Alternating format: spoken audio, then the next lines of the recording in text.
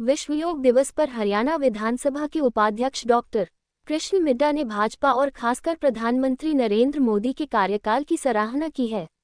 उन्होंने कहा है कि प्रधानमंत्री के तौर पर नरेंद्र मोदी का कार्यकाल एक संत वाला रहा है और इसी कार्यकाल में प्रधानमंत्री नरेंद्र मोदी ने देश की संस्कृति और संस्कार दोनों को जिंदा रखा है। विस उपाध्यक्ष मिड्डा यहां झज्जर की रोडवेज कर्मशाला में विश्व योग दिवस पर आयोजित कार्यक्रम में भाग लेने आए थे। यहां उन्होंने जहां कुरुक्षेत्र में मुख्यमंत्री नायब सैनी के नेतृत्व में चल रहे राज्य स्तरीय योग कार्यक्रम का लाइव प्रसारण देखा और वहीं उन्होंने ये पर काफी संख्या में आए योग अभ्यर्थियों के साथ न सिर्फ योग किया बल्कि उसके महत्व को भी समझाया। उन्होंने कहा कि आज पूरे देश में हिमालय की चोटी से लेकर धरातल तक लाखों करोड़ों लोग योग का हिस्सा बन रहे हैं। उन्होंने कहा कि प्राचीन सभ्यता हमें बताती है कि हमारे ऋषि मुनि योग के बल पर ही अपनी आयु तक को बढ़ा लेते थे।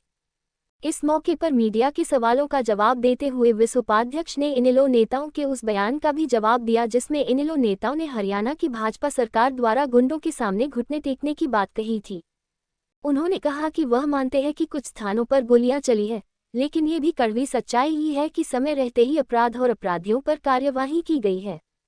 उन्होंने कहा कि सरकार का संकल्प है कि अपराधी और अपराध को हरियाणा में रहने नहीं देंगे। पूर्व सीएम भूपेंद्र सिंह हुड्डा द्वारा भाजपा सरकार के 11 साल की विफलताओं को गिनवाने वाले सवाल का जवाब देते हुए कृष्ण मिड्डा ने कहा कि विफलताएं गिनवाने से पहले हुड्डा अपना कार्यकाल देखे। उन्होंने कहा कि जिस पार्टी का 11 साल से संगठन ही न बना हो उनके मुंह से सरकार की विफलताएं गिनवाना शोभा नहीं देता।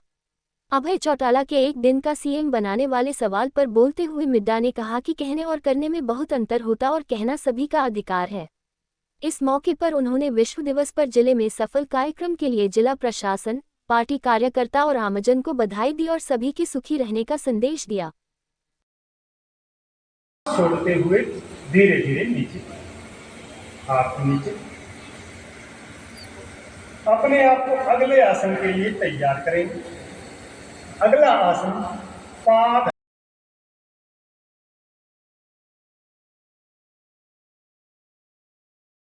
सेवा करेंगे, बढ़ा करेंगे, वो पर्यावरण संरक्षित करेगा और हमारे जीवन में प्राणदायिनी ऑक्सीजन में देता रहेगा।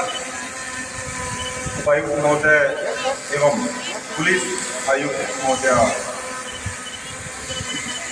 पुरस्कृत एवं सम्मान प्रदान करते हुए आज के हमारे मुख्य अतिथि में मौजूद हैं उपायुक्त महोदय स्वप्नेन्द्र रंजन पाटिल जी। इसके अलावा प्रशासन के तमाम अधिकारी मौजूद हैं।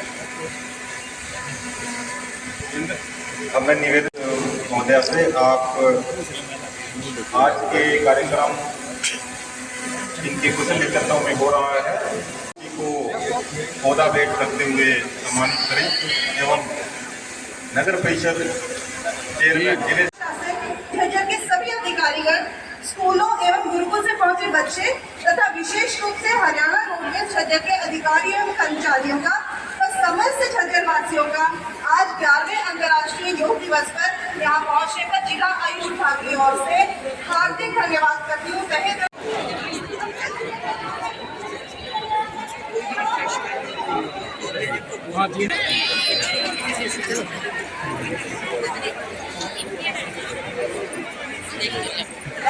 देखिए, आज योग दिवस का जो कार्यक्रम किया गया ये 11वां अंतर्राष्ट्रीय योग दिवस है। इसकी शुरुआत जहाँ मैं ये कहूँगा कि ऋषि मुनियों ने की, लेकिन हमारे देश के प्रधानमंत्री ने 11 वर्ष एक ऋषि के रूप में, एक संत के रूप में इसकी शुरुआत की, जिसे आज 11 वर्ष पूर्ण हो चुके हैं। और ये आज मैं ये कहूँगा कि हिमालय की चोटी से लेकर धरातल तक प्रत्येक व्यक्ति इसको करने का काम कर रहा है।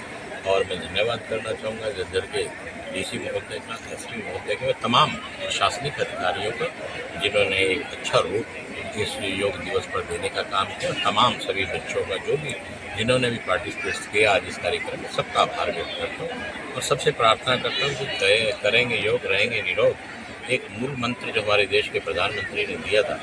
और ये वैसे तो कहेंगे प्राचीन सभ्यता है कि हमारे ऋषि मुनि इस योग के द्वारा अपनी आयु को भी बढ़ाते रहे, जिस प्रकार से अभी यहाँ पर बताने का काम किया कि कछुआ 1 मिनट में एक सांस अभी राष्ट्रगान होगा। 30 वर्ष राष्ट्रगान के लिए आप सभी तैयार रहे।